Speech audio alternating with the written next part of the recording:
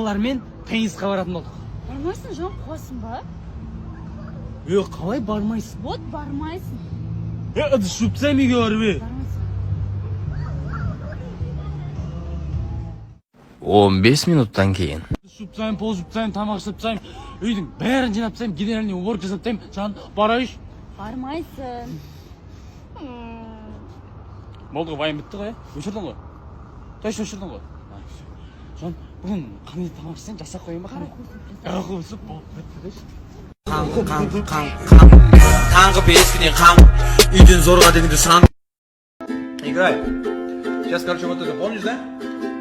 Ау. Да, давай. Ау.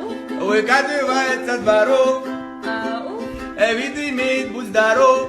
Слышно далеко, кто там понять забыл.